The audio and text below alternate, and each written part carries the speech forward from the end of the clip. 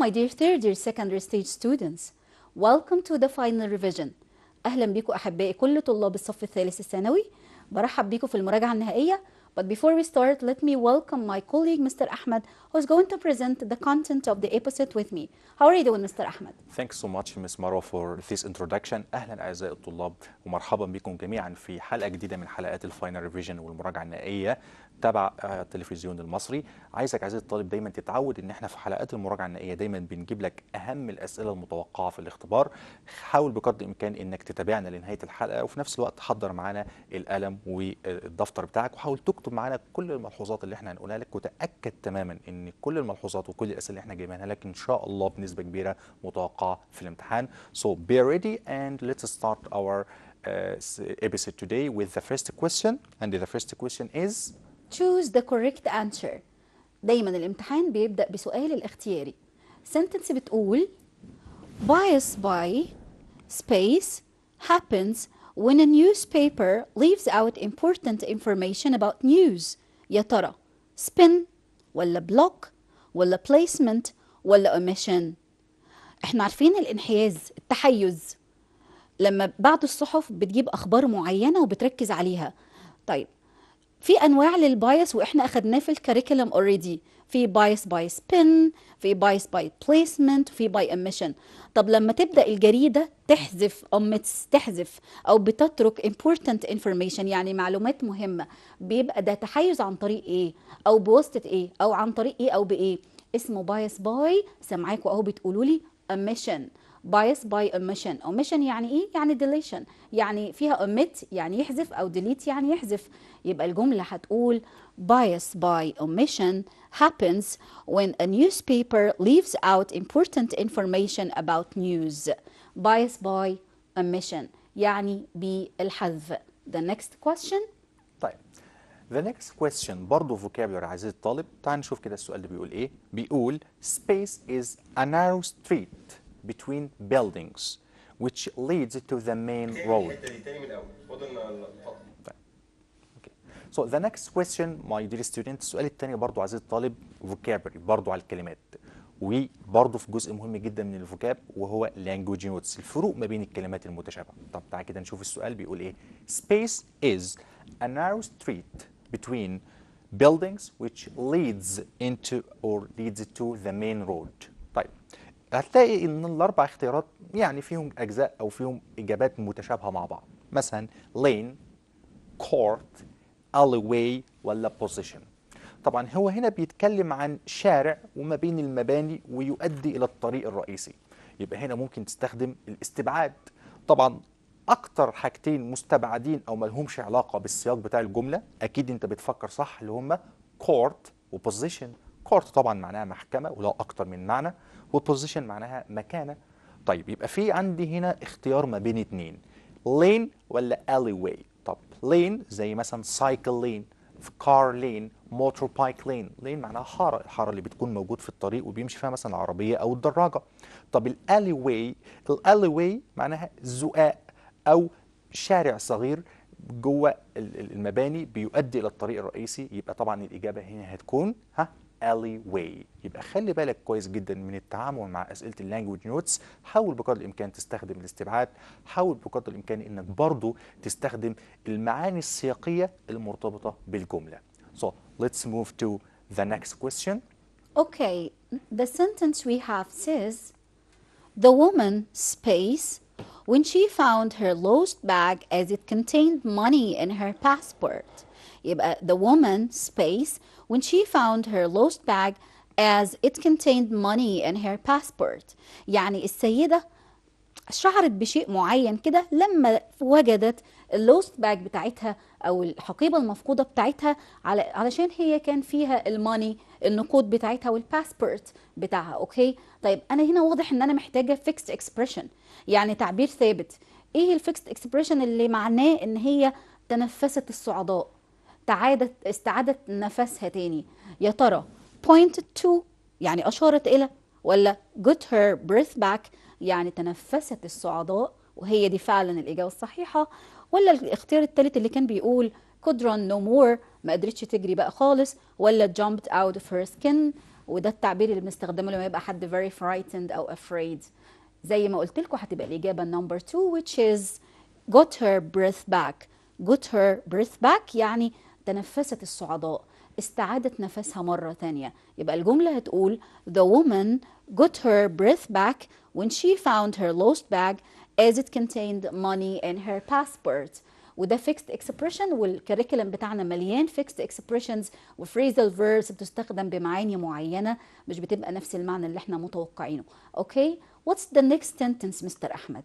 طيب so the next question is it's a stereotype in the village that children are named space their grandfathers. طبعا السؤال اللي قدامي ده عزيزي الطالب هو برضو بيركز على الكلمات الملحقة بحرف الجر.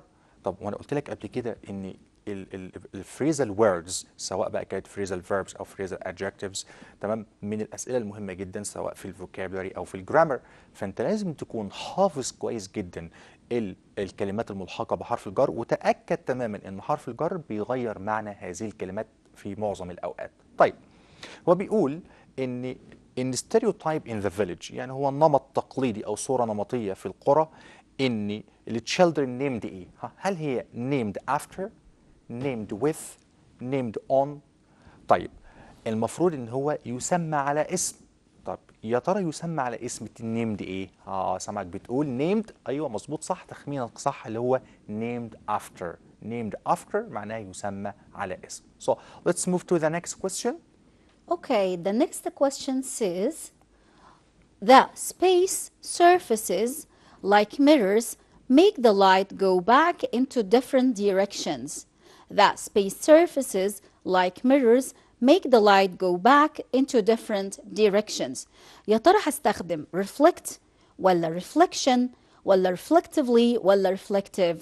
واضح كده ان الاختيارات كلها عندي derivatives يعني مشتقات من اللفظ بالverb reflect يعني يعكس. اوكي، هو هنا بيقول لي الاسطح الايه زي المرايا بتخلي النور او الضوء يروح في اتجاهات مختلفة او عديدة. اوكي، طب هل هنا انا محتاجة verb زي reflect ولا محتاجة الناون reflection ولا محتاجة adverb اللي هو الاختيار التالت reflectively ولا محتاجة الادجكتيف اللي هي reflective يعني الانعكاسية او العاكسة؟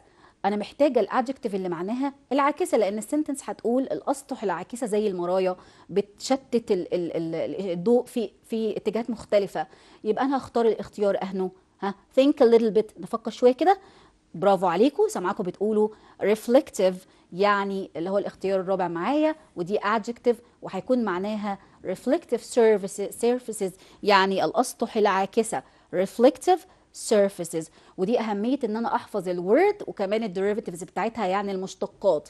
مش مثلا الاقي كلمه عندي ريفلكت يعني يعكس اسيب الناون واسيب الادفيرب اسيب الادجكتيف منها، لا، ده سؤال بيركز على الديريفاتيفز وهو موضع امتحان وما بيخلاش منه ايه امتحان.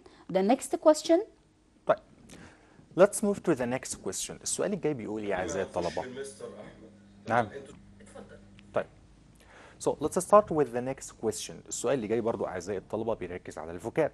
بيقول ايه؟ بيقول cough, sneezing and fever are much rest. طيب برضو هنا بنقول لك مرة تانية لما تيجي تختار إجاباتك لازم تختار إجاباتك المناسبة للسياق. السياق هنا بيتكلم عن cough, sneezing الكحة والعطس والفيفر الحمى، بيتكلم عن catching cold الإصابة بالبرد. يبقى أكيد الاختيار اللي احنا هنختاره مرتبط بالسياق ده. فيا ترى الاختيار هيكون signals ولا leaflets ولا symptoms ولا guides؟ طبعا أكيد أنت ممكن تستبعد B ودي، لأن leaflets معناها كتيب أو منشور. طب جايدز معناها أدلة. طب احنا عايزين نقول كلمة أعراض، يبقى عايزين نقول إن الكاف والسنيزنج أعراض للإصابة بالبرد. فأنت عندك احتمالين signals ولا symptoms. signal معناها إشارة ضوئية أو إشارة كهربية أو إشارة التليفون المحمول، لكن كلمة symptoms هي الإجابة الصح بمعنى عرض. يعني نقدر نقول إن الكاف والسنيزنج يعتبر أعراض للإصابة بالبرد. So let's move to the next question. The next sentence says while space the email Adam faced some internet troubleshooting. عندي الكونكتور while وعندي two sentences أو two parts of the sentence، عندي جزئين من الجملة مربوطين بالكونكتور while، صح؟ تمام. طب نفتكر بقى قبل ما حتى ما ابص في الاختيارات، هي while الكونكتور دي بتربط ما بين two sentences، ايه التنس بتاعها بالظبط؟ هنفتكر طبعا الكلام ده ان while كان بيجي وراها ال past continuous tense، يعني الماضي المستمر was or were plus verb plus ing. في الناحية التانية او قدام خالص بنلاقي ال past simple، يعني التصريف التاني من الفعل. اوكي، ده الكلام ده لو كانت while وراها الجملة كاملة subject verb وتكملة. تمام. طب الجملة اللي عندي دي هي جملة كاملة؟ while space the email، لا مش جملة كاملة. يبقى أنا هختار من الاختيارات يا ترى was sending ولا send ولا sending ولا sends. هنلاحظ إن هنا while مستخدمة كحرف جر preposition. مادام هو preposition يبقى هيجي وراه الverb plus ing. أهني في الاختيارات دول هو الverb plus ing. excellent. sending very good. هتبقى sentence while sending the email Adam faced some internet troubleshooting. Very good. Next question. طيب. So the next question is also on grammar. مرة تانية بيرجعنا للجرامر، وبرضه مرة تانية بيرجعنا على الفروق ما بين الأزمنة. طب السؤال بيقول إيه؟ In 2 years time the government space the bridge so people won't be able to use it. طيب هنا هنركز على الكلمة الدالة اللي موجودة في الجملة. دايما لما يجي لك سؤال على الأزمنة على طول ركز على الكلمات الدالة أو الروابط الدالة أو السياق الدالي بتاع الجملة.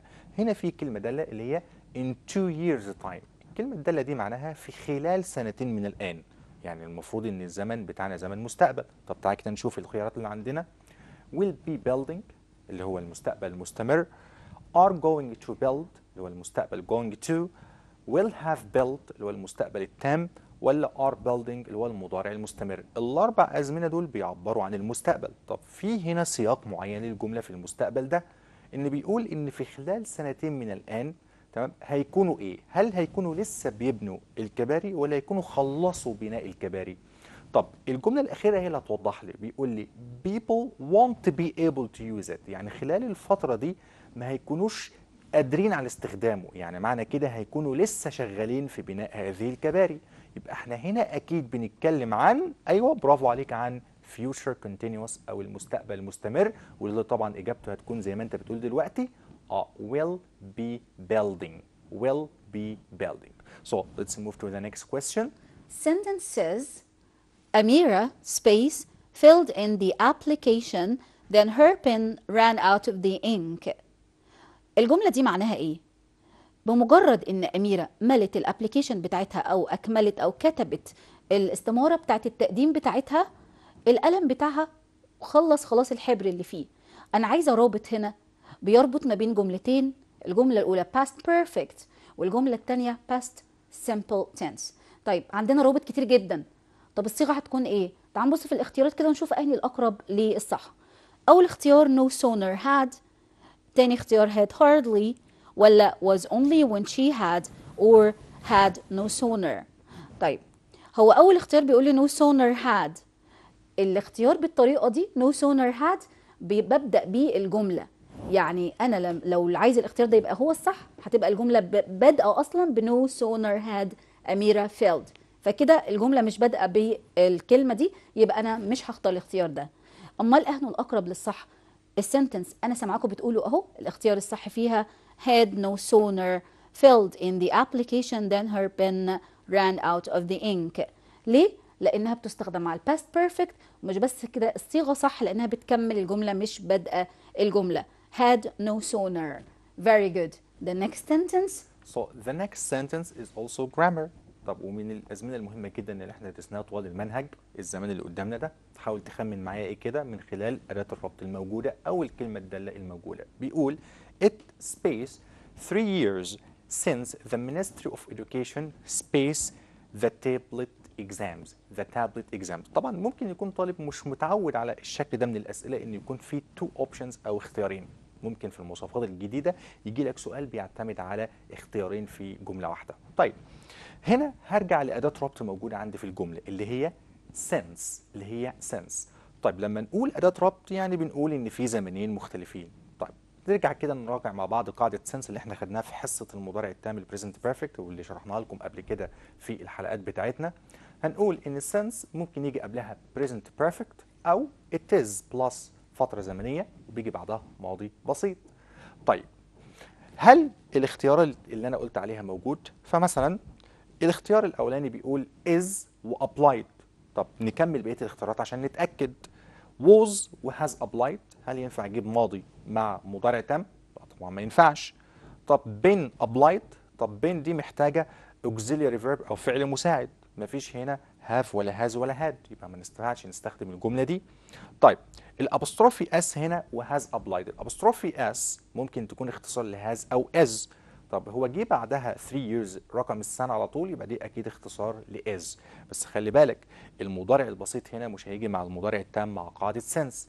يبقى طبعا الاوبشن اللي موجود عندي وهو صح هو الاختيار الاولاني is applied. يبقى it's 3 years since the Ministry of Education applied. يبقى السنس بيجي قبلها مضارع تام وبعدها ماضي بسيط، او it is بلس فتره زمنيه وبعدها المضارع التام. طبعا ممكن استخدامات السنس الاخرى، لكن اللي انا عايزه في المثال ده هو استخدام سنس للدلاله على البريزنت بيرفكت. So let's move to the next question. The next sentence says, it space that the 2023 Egyptian presidential election will be next December. يا ترى is saying ولا says ولا is said ولا said؟ طيب الجملة عايزة تقول انه بيتقال ان الانتخابات الرئاسية المصرية للعام 2023 هتكون في ديسمبر القادم. الجملة محتاجة الباسيف فويس. يا ترى انا عايزة استخدم الباسيف فويس في الفيرب يقول، يعني هيبقى يقال. هل الصيغة بتاعتي هتبقى is saying يعني يقول في البريزنت continuous؟ ده صحيح؟ of course incorrect، طبعا غلط. ولا says يعني هو بيقول في البريزنت simple وكمان active يعني مبني للمعلوم؟ طبعا incorrect. ولا is said it is said يعني بيقال؟ very good، هي الانسر الصحيحة هي it is said. والمشهور عندي كمان expressions زي it is believed it's thought يعني بيعتقد ان او الناس بتؤمن بكذا كذا، او بيقال ان it's said that او it's believed that it's thought that. وكمل جملتي علشان تكون it's said that the 2023 Egyptian presidential election will be next December. The next sentence. Okay, so the next sentence is also grammar. السؤال بيقول ايه؟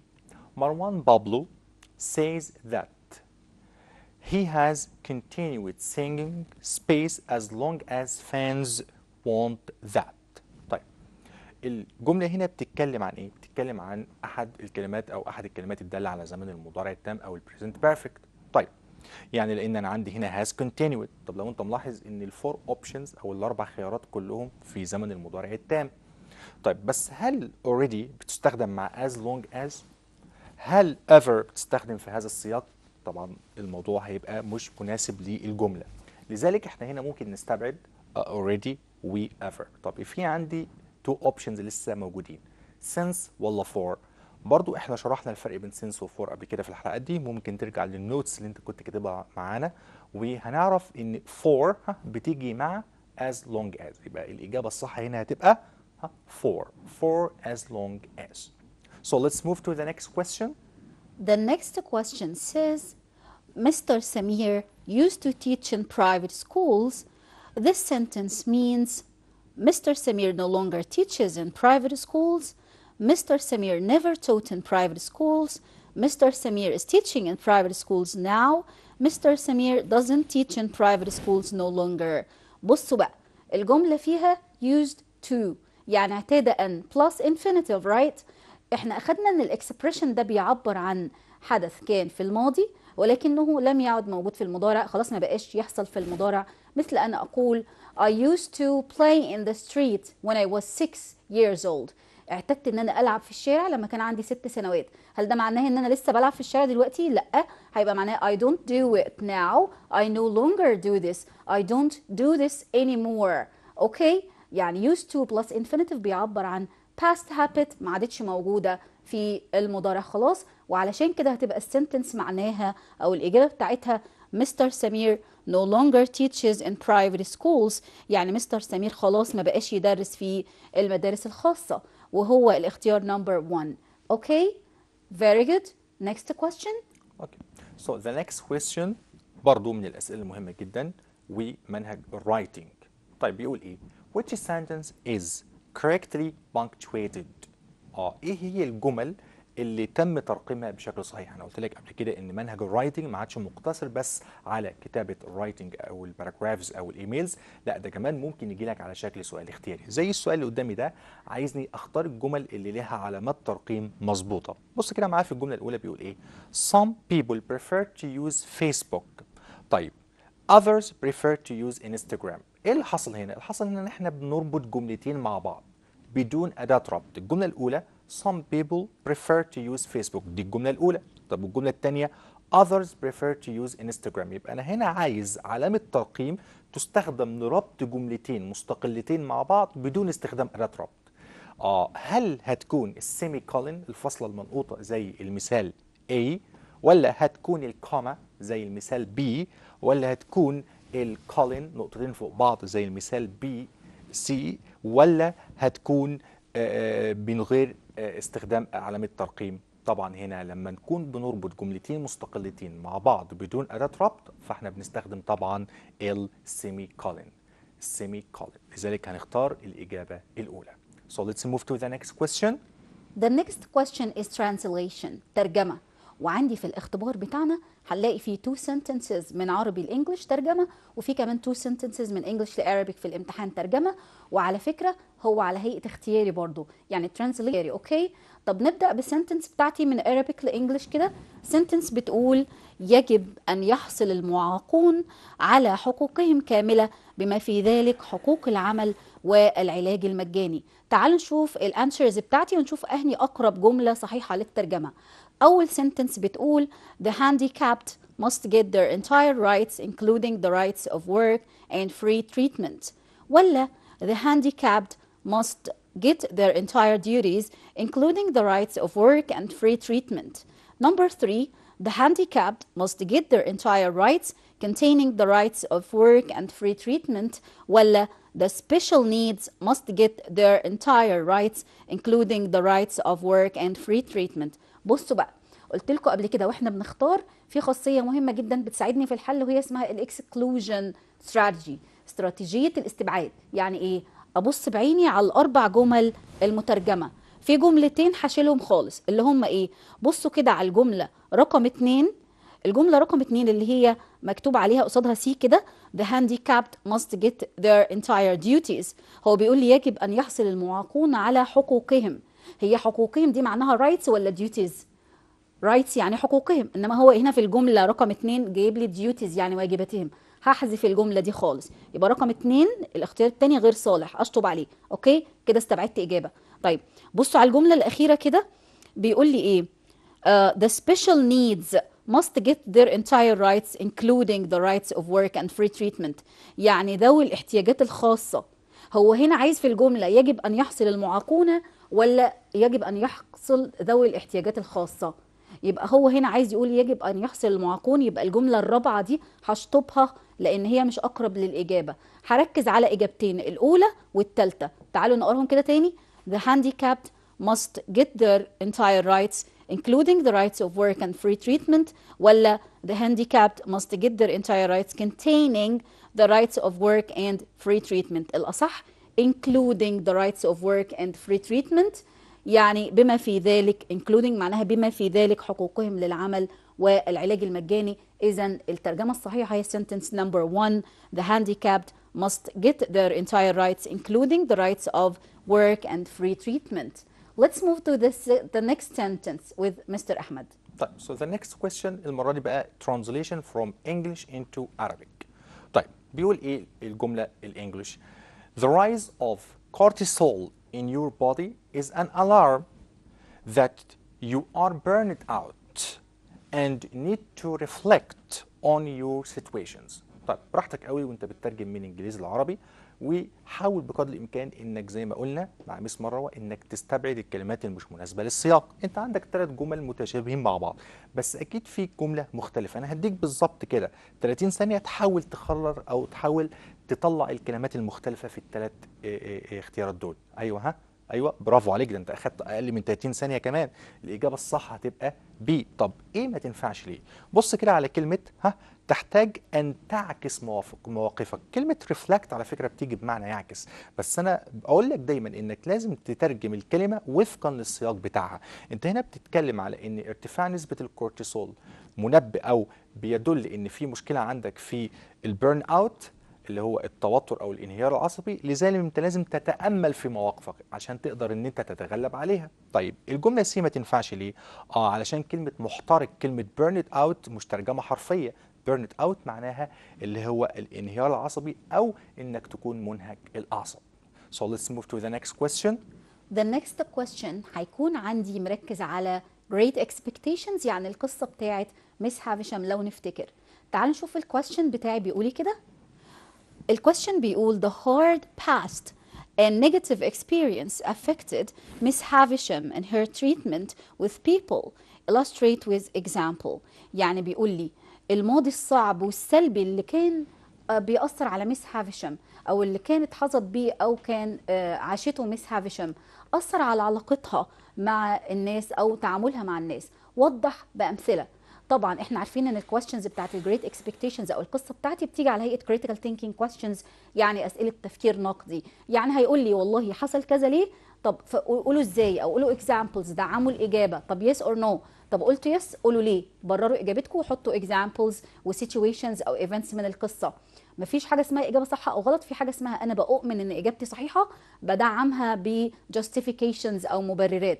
طب مالها ميس هافشام؟ احنا قلنا قبل كده ان ميس هافشام had a very bad past experience، كان عندها تجربة وحشة جدا في الماضي، وان هي her fiancé left her on the day of the wedding، يعني سابها الخطيب بتاعها في يوم الزفاف، علشان كده her life stopped altogether. She became psychologically unstable، بقت غير مستقرة نفسيا. She wanted to take revenge on men، كانت عايزة تنتقم من الرجالة لانهم خلوها become sad، حزينة طول الوقت، وكانت عايزاهم يتعذبوا زي ما هي اتعذبت بواسطه الفيونسي بتاعها اللي تركها يوم زفافها. اوكي، طب عملت ايه؟ فين الاكزامبلز؟ هنقول ان هي adopted Estella، تبنت استيلا to make her to bring her up، علشان تربيها على ان هي to be cruel، قاسيه، proud، فخوره، to attract من، تجذب الرجال وتخليهم to make them love her، يحبوها، علشان في الاخر to break their hearts، تكسر قلوبهم. اوكي، تعالوا بينا نقرا الاجابه النموذجيه كده معانا. بيقول لي Miss Havisham's own suffering made it difficult for her to empathize with others. She became self-absorbed and focused solely on her own pain, disregarding the feelings and well-being of those around her. During to her pain, Ms. Havisham developed a desire for revenge. She used her wealth and influence to manipulate others, particularly Estella. She wanted to mold her into someone who could break hearts just as her heart was broken. Next question. طيب the next question is in the story as well. طبعا القصة بتاعتنا والقصة المشهورة جدا Great Expectations، والمرة دي عن بيب، طبعا اللي هو بطل القصة بتاعتنا. السؤال بيقول ايه؟ Pep was a person who had great expectations for a better future. طيب بيب كان عنده طموحات وامال كبير كان عايز يحققها. السؤال بيقول ايه؟ describe these expectations with examples. طبعا لما بتكون بتتعامل مع الاسئله بتاعت القصه، حاول بقدر الامكان انك تشرح الثيم وتعطي more examples، لازم تعطي امثله كتير على القصه. طيب الجريت اكسبكتيشنز معناها هنا اللي هي الامبيشنز او البيرسونال امبيشنز بتاعت بيب، الطموحات الشخصيه اللي عند بيب. طب تعالى كده نبدا بالطموحات دي واحده واحده من اول ما بدات قصه بيب. اول طموح عند بيب من ساعه ما قابل ستيلا when he met Stella for the first time. طبعا اول امبيشن كان عنده to get a better education، ان هو يكون عنده تعليم جيد. ليه؟ to admire Stella، عشان يعجب ستيلا. طيب بعد ما اتيحت له الفرصه ومستر جاجر عرض عليه ان هو يسافر، بقى عنده امبيشنز تانية، ان هو ايه؟ ان هو to keep educating ان هو يستمر في تعليمه and also to make good relationship with people who had sovereignty ان هو يعمل علاقة مع الناس اللي عندها نفوذ زي مستر جاجر. وطبعا كانت طموحاته ان هو to get married to Stella ان هو يتزوج ستيلا كانت عنده. بس ما تنساش برضو ان كان احد طموحاته ان هو to revenge from Orlik. يبقى كان برضو الطموحات بتاعته كان بعضها ايجابي والبعض الاخر سلبي. يبقى لازم ان انت تركز وتعمل فوكس على كل الامبيشنز وتعطي اكتر من اكزامبل لاي سؤال متعلق بالقصه. طيب الان عايز الطالب نكون وصلنا لنهايه الحلقه بتاعتنا. اتمنى ان الحلقه تكون عجبتكم وما تنسوش دايما ان دايما في المراجعه النهائيه بنكون مركزين قوي على الاسئله المتوقعه. حاول بقدر الامكان انك ترجع للحلقات بتاعنا اللي صورناها اللي كانت خاصه بشرح المنهج، وحاول بقدر الامكان انك تركز على حلقات المراجعه النهائيه بتاعتنا. شكرا لوجودكم معنا في الحلقه and thank you so much Miss Marwa. Thank you so much Mr. أحمد. Thank you so much our dear students and viewers. عايزين بس نفكركم ان احنا بنركز على الديريفاتيفز والكونكتورز وبنراجع التنسز، ولما بذاكر الجريت اكسبكتيشن بذاكر كمان الكريتيكال ثينكينج كويستشنز، وبكده ادخل الامتحان جاهز جدا ان انا اقدر احل اي سؤال. Thank you so much. We hope you find it beneficial and fruitful. Till we meet again next week ان شاء الله. Take care.